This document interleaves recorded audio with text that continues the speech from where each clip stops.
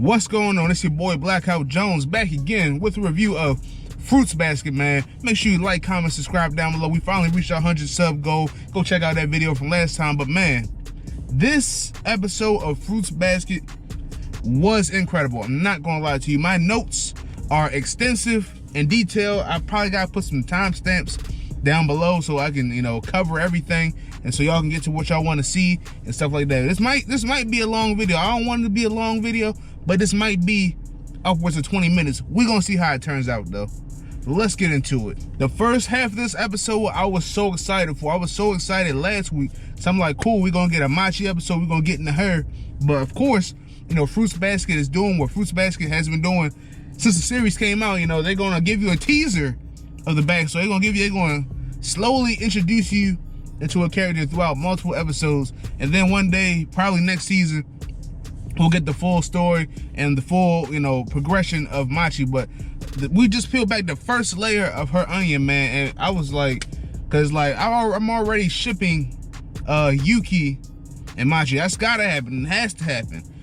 If it doesn't happen, I'm gonna be highly upset. But I think in the grand scheme of things, at the end of the series, it's gonna be a lot of relationships. I said that last week, right? And this is why we love Fruits Basket, right? Like, Machi is like a side character of a side character of a side character. Didn't even hear her speak until like episode 5 of season 2. But now I'm fully invested. I don't know about y'all, man. I'm like, man, I want to see her get this win. But like, yo, I don't think you understand how far they've gone with these characters, bro. Like, everybody on the damn screen has a story, just like in real life. Everybody has their own personal silent battles going on, man. It's crazy. They out here tackling mental health, depression, you feel me, expectations of family. Oh, it's Fruits Basket is getting it done today. All right, so the first half of this review is mainly gonna be about Machi, so be prepared. We're gonna do a full-on fucking deep dive on her, man. Second half is gonna be what happened to Yuki in the end, mainly. Mainly. So Machi thinks of herself as a void, dull and boring, stuff like that, an empty shell. Essentially, she's contemplating whether her life has any meaning. She looks depressed, right? You can tell that Machi's going through it, right? Because she literally came home, room's a pigsty, right? She literally came home, laid in bed, full uniform, bro, and then slept the whole night.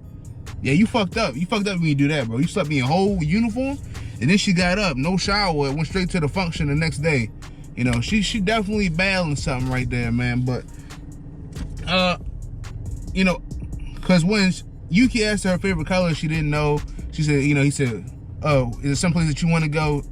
She didn't know where she wanted to go.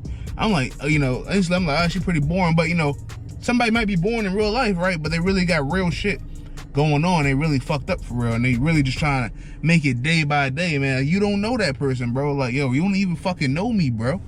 But I could be going through some real shit. That's how it is, man. But she manages to have the strength to go on next day and next day.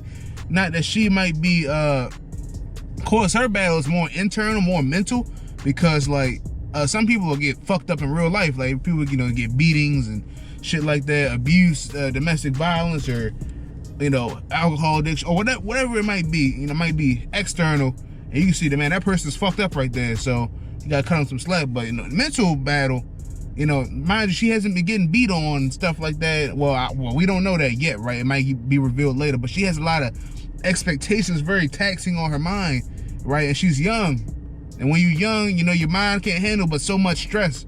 You feel me? That's why she lashes out. She has that kind of slow build aggression, right? Or because some people, they feel they get angry, they might just, cut somebody out that day, or they might get angry that day, or it might just be, that's how they control their anger. They just let it flow out, right? Some people, they just, take it on the chin, keep it pushing. But she's so mentally taxed that she just, she tries to play it cool, but eventually she has to let that outlet of aggression go sometime. And that's why she started fucking up the room and stuff like that. And she just go and just, expresses herself. That's how she does it, man. But, she has a lot of, so people will let the outlet go. If people don't let their aggression go and stuff like that, that's when like self-harm starts. We'll get to that. That's when, like, feel me? Suicide comes if you can't, because life is very taxing. Like, there's a lot of stresses in life. It's like everyday stresses, and then it's like big stresses. So, but her being young, she can't really handle her emotions like that. So, you know, hopefully she's like the type of person that would probably kill himself because like it's too much for him, you know. That's why you gotta check on people, man. Make sure you know, I had a teammate, he was a fucking stud running back, you know. Little did we know that, you know, I guess he had some mental battles going on, but he ended up killing himself, and it was in 9th grade, he was a damn freshman. Killed himself. It was insane, bro. So make sure you check on your friends, man. I mean, rest in peace to my man's right there. I ain't gonna put his name out there, but yeah, rest in peace to him, because that was insane. I was like, wow, this is real. Plus, you know, you just never know, man. But yeah, so a quick pan to Machi going in her room. Her mother obviously, you know, talking on the phone with her. Mother obviously just still putting those expectations on, and we got that flashback. She's like, hey, you know, you gotta be better than him, gotta get the good grades, gotta get hundreds. And she basically, the mother is trying to secure the bag, because apparently it's like a big, you know, a wealth, and it should go to one person. I don't know why they just don't split it. You feel me? That would solve everything, but the mother's being greedy, and they want all the monies, you feel me? I know I said monies, but they want all the money. Yeah, man, so her mother's being mad selfish right now. That's really fucked up. Like, it's one thing to want your child to do well just for like own educational purposes and shit like that, but to just want them to do well because, you know, you just want them to look good. You don't give a fuck if they actually are smart or doing what they want to do. You just want to get the money. Like, that's real foul, man. It's mad toxic activity. I guess the Zodiac parents aren't the only toxic parents out there, man. But just checking my notes, right? No childhood, sleeping in the full uniform, the aggression, looks like I hit everything I wanted to hit with the small backstory. Oh, as annoying as Kai Crew was, or I'm still probably saying his name wrong, but you know, the guy that is in Yuki's student council, as annoying as he was at the start of this series, he's starting to grow on me, man. I think he's a perfect compliment to Yuki. Like, he's like a young Shigure, you know what I'm saying? He keeps the plot going, you know. He's like a puppet master, sort of. He's a fun guy, man. He keeps Yuki on his toes, man. He takes jabs at him. Other people won't try Yuki, but he will try Yuki, and I think they're gonna be like the best of friends, man. And before we get on to the second half of the episode, or more Machi talk, I'm ready for the spinoffs of this show, man. Like, yo, I'm like, you know how they had the Rugrats, right? They had Rugrats all grown up. Hey, man, I'm gonna need a damn a Fruits Basket all grown up, man. I want to see them live their fucking lives, man. I haven't even seen how the show ends yet, but I'm already ready for the spinoff, man. He got me hooked, man. I'm sure they can give me. Boy, they gotta do that one, bro. I know the writer's still alive. Gotta be still alive, man. So she need to go ahead, get back to work. You know, I'll pay her $1 a day if she makes a chapter a day, man, for that one, bro. I won't pay her $1 a day. That's still too much money. But yo, I promise you, man. If they made a spinoff of any of these shows, these characters got some progression, bro, and like there might be some variations out there already that I don't know about, but I want to see what I want. These are lifelong characters now, bro. Fuck it.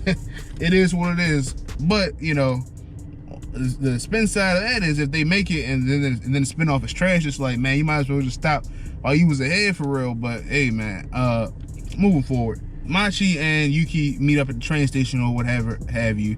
Why was Machi standing in the train when there was hella seats there? But fuck it, you know, it's beyond the point. Real subway metro travelers know, man, you gonna get that motherfucking seat. You ain't gonna stand the whole time fucking rocking back and forth and shit like that. Shit is crazy. But yo, so Machi kept the leaf. Her favorite color is red. He uses bookmark. This is the first time she showed like some real emotion. Like, her guard is slowly coming down. I was like, yes, hell yeah, full episode of Machi. But y'all peep when that bottle opener came out, right? Oh yeah, you know what that means? That's that self-harm right there. I'm sure if we look closely enough, or you know, they go to the beach or some shit like that, man, I guarantee you we will see some damn scarring on Machi's body, man. I'm sure she's cutting. Why the fuck does she have a bottle opener, bro? Why? Of course she could have been ready for the party, but also I think that's some self-harm going on, man. So Cause I also knew a girl who cut herself, man. Yeah, black, man. Now you think about it, mental health is prevalent. I knew a girl who was cutting herself in middle school, like fucking 7th grade, bro. Shit is insane out there, man. Make sure you check on your people, bro, cause shit is real, bro. Definitely. Yeah, man. So that's what I got with Machi. I was highly upset when they left Machi's, plot progression. I'm like, oh man, it's just getting fucking good. And then they went to Toru and fucking. I was like, what the fuck are you doing, bro? We got some good shit going on right here, but you want to switch it up. But in the end, it was a good switch up. In the end, it was a good idea. So let's go ahead and get into that. Quick sidebar. Yuki is killing the trench coat game. I fought with that jacket. My boy was icy today.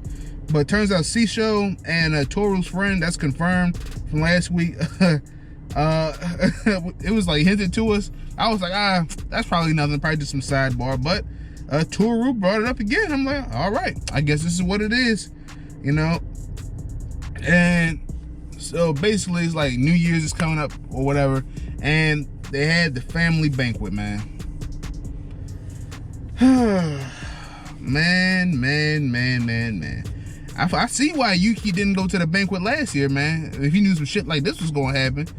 Man, I was not prepared. Like I always tell y'all, man, Fruits Basket always has like a sneaky good episode just out of the blue, bro. It's like mundane, bubblegum shit, and then it's like, boom! Here it go. Our boy Aikido back at it again. So when I saw Aikido was in the room, I'm like, oh, we get a rare Aikido scene. So like every time Aikido's in the scene, bro, it's never just a regular scene, but he's always doing some reckless shit, always doing some violence, or he just doing some general dirtball activity, right? So I'm like, man, what's gonna happen? I was on the edge of my seat. I'm like, I'm like, the gang's all here. And just Yuki just sitting next to him. And Yuki was having such a damn good run, bro. He had like 3 episodes of progression. I think this was the 4th episode. He was reaching out to Machi and, being just an all-around good guy, man. And then, he's talking to Aikido. I'm like, good for Yuki. I'm like, good for him, man. And look at him taking ownership, standing up to his demons and stuff like that. I'm like, man, he's really going to be all right out here in life, But then Aikido was like, the fuck? He was like, he just looked at him and said, what is that in your eye? I guess he saw hope in his eyes or something like that. I just saw somebody walking past when I did that. But I'm like, yo, Aikido, what? Boom! Cracked his ass. I said, you. Let me tell you something, though. I was in disbelief. I didn't know what Aikido was going to do when he looked at him like that, but he was like in shock. And, Aikido, that boy, he ruled with an iron fist, man. For real, like, he don't play no games, bro. Anytime you get a little inkling of hope or, thinking about the future, he gonna dead that shit with physical violence. And with some people he can use words and just, break him down. Some people he gotta put hands on, And Yuki, he's not a strong guy. He's kind of frail, even though he knows karate and stuff like that. But he just went ahead and cracked Yuki with a vase, and he was going, I guess, look, he was going to stab Yuki for real. I'm like, damn. But that boy Aikido must be stopped, man. And then they just let this man do whatever he wants to do. Basically, like, he pushed people out of 2nd-story windows trying to kill people. Like, bro, this man knows no boundaries, bro. He's just out here doing whatever the fuck he wants to do. And I'm like, yo, that's definitely gonna leave a mark. I thought he like fuck Yuki's whole, feel me, face up. I thought it was gonna be like a big scar right here, or maybe he fucked his eye up. But yo, that boy is reckless, man. What is wrong with him? What is wrong with him? I need that backstory. We getting that season 3, man. But I was just disbelieved, because I was just sitting there chilling. I'm like, yeah. I'm like, yeah, Yuki, good for you. Then it's just like, what? Boom. That's insane, bro. That is insane. So I was like, yo, he's controlling his thoughts. He can't worry. He can't blame other people, right? You can say, I don't blame you. I don't blame my mom. I don't blame Kyo. You feel me? It's all me. It's all me. And then the Aikido wasn't having that shit, bro. But Yeah, so definitely, I thought they should have just whooped his ass right there. Like, the whole gang was all there, man. But this man is untouchable. It's highly triggering, bro. He gonna get his in the end, though, bro. Something has to happen. So they gotta trap this nigga in like a box. I didn't mean to say that, but they gotta trap this guy in like a box or something to where as though he can't, you know, escape. Something. He has to be locked away. He gotta, you feel me? Put him in like a shipping container. I'm sitting next to a shipping container right now and shit. You feel me? Put him in one of them. Just lock him away somewhere. He can't get out, right? They gotta do something, man. This shit is unreal. Unreal. They gotta lay a tiger trap or, you know, something. Something, man. This man is a menace. He's been, you know, he's gotta go. He's gotta go.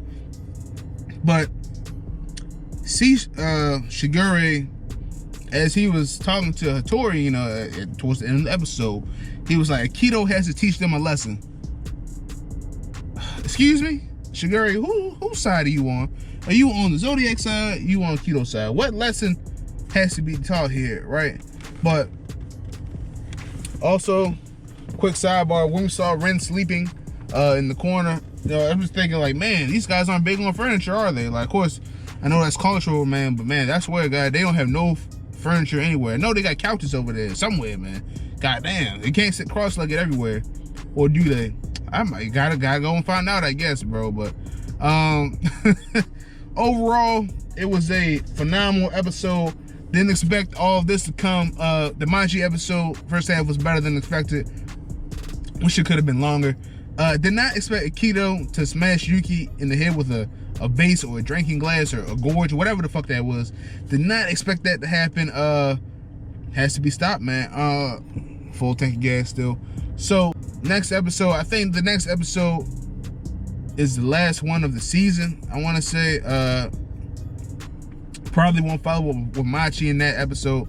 I think it's the last one. I think it's episode 24, right? Not quite sure, but overall, phenomenal episode. I love seeing the side character get development. You definitely don't get that in a lot of shows. I mean, she's like the 18th character introduced, it seemed like, bro, but we still care. You know what? We don't have a Shigure backstory either, now that I think about it. It's a few backstories that we don't know, man. Shigure still does not have one. Aikido still does not have one. Carino still does not have one. How will the bonds be broken in all of our relationships, bro? It's about 10 things.